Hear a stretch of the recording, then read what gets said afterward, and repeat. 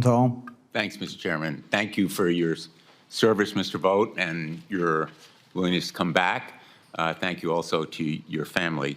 As you know, in the closing days of the last session, the United States Congress, by overwhelming majorities, approved disaster relief funding going to the Department of Agriculture, as well as FEMA, for disaster relief all around the country. Will you commit to releasing those funds promptly and fully to the areas that depend on that disaster relief funding? We will continue to release the money that's appropriately been funded for these areas, as we always have with regard to the FEMA dollars. So the answer is yes. Yes, we will continue to do what we did in the first You term. won't continue because you're not yet in office. You will release that money fully and promptly to the agencies that can provide that relief. For example, the $31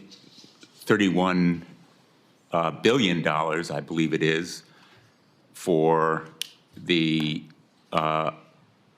Army Corps and the Agriculture Department, the $2.2 billion for the Small Business Administration, $29 billion for FEMA.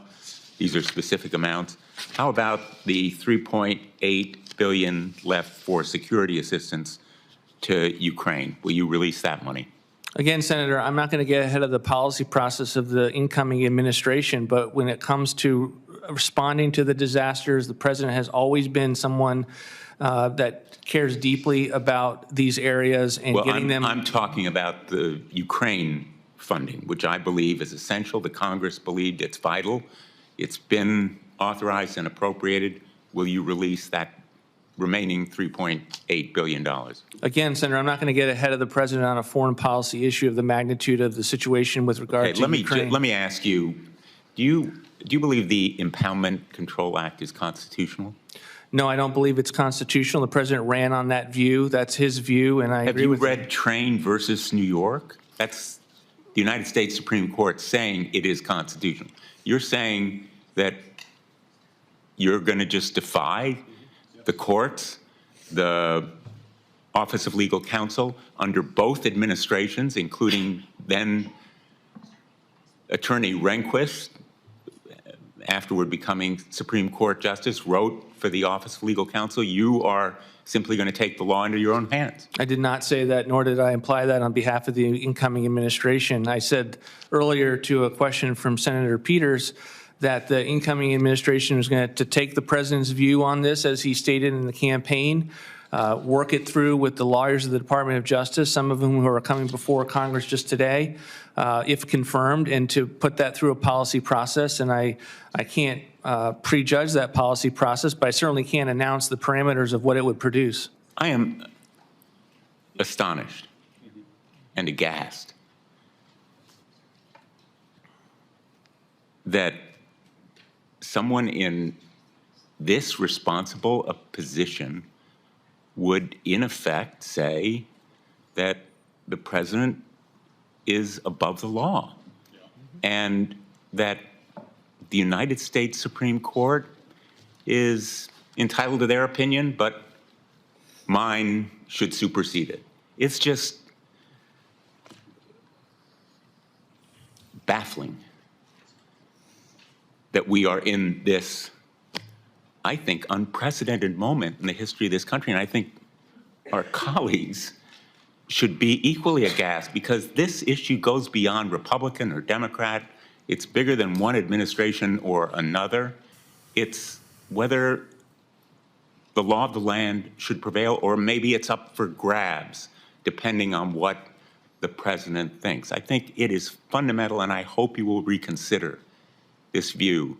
And I'm going to put it in a question for the record to give you an opportunity to recast your answer, which I think should be disqualifying for both sides of the aisle, frankly, because what goes around comes around. The next administration could be Democratic, could be independent, but the Supreme Court in Train versus New York said it's constitutional. That's been the clear consensus. So let me move on. I'm the ranking member of the Veterans Affairs Committee. I'm concerned by your proposal that there should be a means test for who deserves Veterans Affairs disability compensation. For me, nothing's more important than caring for our veterans. I think that is true of many of us on both sides of the aisle. Do you believe that veterans should receive disability benefits only if they qualify under some kind of means test?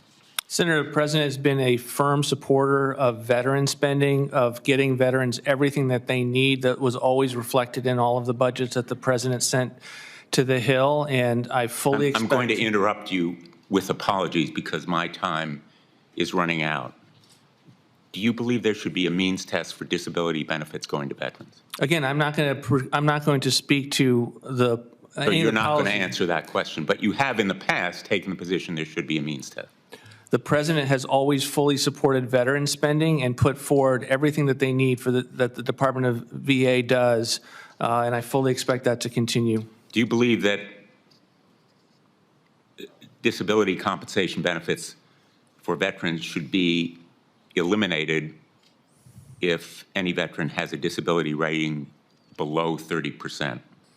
Senator, I'm not here on behalf of what I think, but I'm here on behalf of the President. That is the proposal from the Center for Renewing America, the organization that you founded. Do you continue to believe it?